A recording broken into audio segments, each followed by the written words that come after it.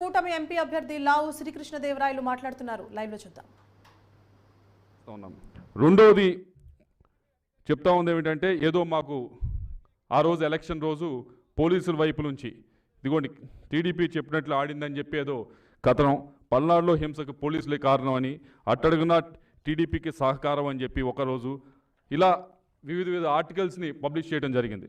అయ్యా మేము ఎలక్షన్స్కి 15-20 రోజుల ముందే దానికి సంబంధించిన ఆఫీసర్స్ అందరికీ కూడా ఎస్పీ గారు, ఐజీ గారు అందరినీ కూడా కలిసి మా వైపు నుంచి ఒక లెటర్ ఇవ్వడం జరిగింది. ఇదిగోండి మేము ఐడెంటిఫై చేసిన ఈ 140 నుంచి 150 సెన్సిటివ్ బూత్స్, ఇది ఓపెన్ లెటర్, ఇదేమి దాచేది కాదు, మీరు చెక్ చేసుకోవచ్చు. ఇది నేను పబ్లిక్గా మీడియాకు కూడా ఇస్తున్నాను, యూ క్రాస్ చెక్ ఇట్. 140 నుంచి 150 బూత్స్ ఉన్నాయి, మొత్తం సెన్సిటివ్ బూత్స్ మా పార్లమెంట్లో. దీనికి సంబంధించి మీరు కొద్దిగా బందోబస్తు అనేది జాగ్రత్తగా చేయాలి అని చెప్పడం జరిగింది. చెప్పినప్పుడు ఇంకో విషయం కూడా చెప్పాం, మేము ఇవ్వటమే కాదు అటువైపు పార్టీ వాళ్ళు కూడా ఇస్తారు, ఒక 140, 150 ఈ 300 బూత్స్ని మీరు సరిగ్గా మ్యాన్ చేస్తే చాలు, ఇక్కడ ఎటువంటి ఇబ్బందికరమైన సంఘటనలు జరగవు, ఎటువంటి వైలెన్స్ జరగదని చెప్పి మేము ఇవ్వటం జరిగింది. ఆ 140, 150 బూతులకు సంబంధించి ఏ విధంగా బందోబస్తు పెట్టారు, ఏదో ఎటువైపు నుంచి చెప్తా ఉంది ఏంటంటే మాకు సంబంధించిన మాకు ఫేవరబుల్గా ఉన్న బూత్స్లో ఏమైనా తక్కువ పెట్టారు, వాళ్ళకి ఫేవరబుల్గా ఉన్న బూత్స్లో ఏమైనా విపరీతంగా పెట్టారని చెప్పి మరొక ఆధారం లేని ఆరోపణలు చేస్తూ ఉన్నాను. దానికి సంబంధించి కూడా ఏదైతే మేము మా బూత్ ఏజెంట్స్ అడగడం జరిగింది, అయ్యా మీరు బూత్లో కూర్చున్నారు, ఈ బూత్లో కూర్చున్నప్పుడు మనకి కొద్దిగా ఇబ్బందికరంగా మనకి అన్ఫేవరబుల్గా ఉన్న బూత్స్ లిస్ట్ ఏదైతే మనము ఇక్కడ సెన్సిటివ్ బూత్స్ అని మనం ఐడెంటిఫై చేసామో ఆ బూత్స్లో ఉన్న సెక్యూరిటీని ఒకసారి మీరు లిస్ట్ ఇవ్వండి అని చెప్పి వాళ్ళు అడగడం జరిగింది. ఎంతమంది ఉన్నారు, ఎంతమంది పోలీసులు ఉన్నారు, ఎంతమంది సిఆర్పిఎఫ్ ఉన్నారని చెప్పి మీరు కావాలంటే చెక్ చేసుకోవచ్చు. ఇది కూడా పబ్లిక్గా నేను పెడతా ఉన్నా, అంటే మా బూత్లో ఏజెంట్స్ కాబట్టి ఇచ్చింది, ఒక 5-10% కొద్దిగా అటు ఇటు డిస్క్రిపెన్సీ ఉండొచ్చు, కానీ దాదాపుగా ఇది ఏదైతే నిజంగా అక్కడ సెక్యూరిటీని ఏర్పాటు చేశారో దాని డేటాని ఇక్కడ మా వాళ్ళు చూసిన డేటాని ఇక్కడ పెడతా ఉన్నాం. కాబట్టి దీన్ని కూడా ఒకసారి వెరిఫై చేసుకోండి. దీన్ని వెరిఫై చేసుకున్న తర్వాత మీకు తప్పకుండా అర్థమవుతుంది.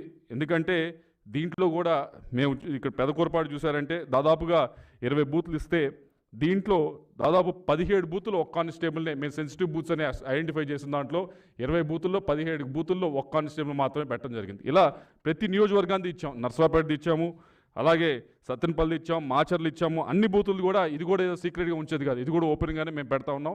ఇది కూడా దయచేసి మరొకసారి సిట్ వారిని కోరుతా ఉన్నాం, ఇది కూడా వెరిఫై చేయండి. ఇది కూడా మేము ఇచ్చిన లెటర్కి ఏమన్నా అనవసరంగా ఎక్కువ మీరు అనుకున్న విధంగా మాకు ఫేవర్ చేశారు అనుకుంటే కనుక దీన్ని కూడా దయచేసి బయట పెట్టాలని చెప్పి మేము సిట్ వారిని కోరుతా ఉన్నాం.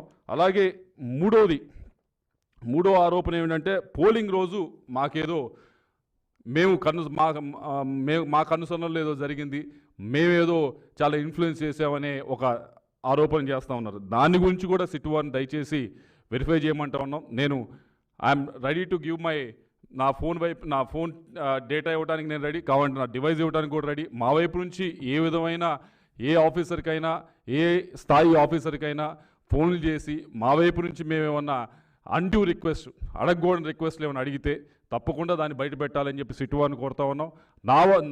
నా వరకే కాదు, నా చుట్టుపక్కల ఆ రోజు ట్రావెల్ చేసిన వారి అందరికీ కూడా మీరు దయచేసి కాల్ డేటా రికార్డ్ చేయండి, తీసుకొని వాటిని వెరిఫై చేసి ఇవన్నీ కూడా బయట పెట్టాలని చెప్పి కోరుతా ఉన్నాం. ఎందుకు ఇంత ముందుకు వచ్చి ఈ 3 కూడా అడుగుతా ఉన్నామంటే దీన్ని ఏదో అనవసరంగా ఎలక్షన్ సమయంలో అనవసరంగా మన చేతిలో లేని విధంగా జరిగిన దానికి ఇదేదో పూర్తిగా మేమే చేసాము, ఎంపీగా ఉండి నేనే చేశానని చెప్పి నా పైన ఆరోపణలు చేయటం కానీ, దానికి ఒక కులం రంగు పూయటం కానీ, ఈ విధంగా గడిచిన 4-5 రోజుల నుంచి కూడా ప్రతిపక్షం అధికార పక్షం ఏదైతే ఉందో వైఎస్ఆర్ కాంగ్రెస్ పార్టీ అది చేస్తూ ఉంది. ఇది ముమ్మాటికి తప్పి. నేను గడిచిన 5 సంవత్సరాల నుంచి కూడా నర్సరావుపేట ప్రజలు, పల్నాడు ప్రజలు నన్ను చూశారు, ఏ విధంగా బిహేవ్ చేశాను, ఏ విధంగా ముందుకు వెళ్ళానని చూశాను.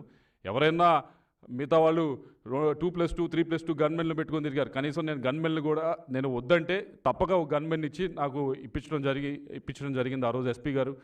నేను ప్రశాంతంగా చాలా ఫ్రీగా జనంతో కలిసి తిరగటం జరిగింది. అలా తిరిగే మనిషికి మీరు అనవసరంగా ఇటువంటి ఆపాదించడం అనేది కరెక్ట్ అయిన విషయం కాదు. ఏదో ఒక కులానికో లేకపోతే ఒక మతానికో ఒక వర్గానికో నన్ను పరిమితం చేయడానికి ఆ విధంగా ప్రజల్లోకి తీసుకువెళ్ళడానికి, పల్నాడు ప్రజల్లోకి తీసుకువెళ్ళడానికి ప్రయత్నిస్తూ ఉన్నది. ఇది ముమ్మాటికి అవాస్తవం. దీన్ని పూర్తిగా సిట్ వైపు నుంచి మీరు ఏదైతే విచారణ చేస్తూ ఉన్నారో దయచేసి దీని లోతులోకి వెళ్ళి ఏ విధంగా అయినా నా వైపు నుంచి ఈ ఆఫీసర్ని, ఏ ఆఫీసర్నైనా పైనుంచి కింద దాకా ప్రతి ఆఫీసర్ని మీరు క్షుణ్ణంగా మా వైపు నుంచి కాల్ డేటా ఇస్తాం, తప్పకుండా పరిశీలించండి. మేము కలిసిన వివరాలు అడిగితే తప్పకుండా ఇస్తాం, పరిశీలించండి. ఏ విధంగా అయినా ఇన్ఫ్లుయెన్స్ చేసామనంటే తప్పకుండా అది పబ్లిక్ డొమైన్లో పెట్టండి. ఒకవేళ నా వైపు నుంచి ఎవరైనా ఇన్స్టిగేట్ చేసి ఏ విధమైన అల్లర్లు సృష్టించడానికైనా పల్నాడులో ప్రయత్నించుంటే తప్పకుండా నేను ఏమి దానిలో మొహమాటు పడట్లేదు, తప్పకుండా నా పేరు కూడా మీరు ఛార్జ్ షీట్లో చేర్చుకోవచ్చు. ఇదిగో నువ్వు ఈ విధమైన ఈ గ్రామంలో ఈ విధంగా నీ వల్ల జరిగింది అంటే తప్పకుండా పెట్టండి.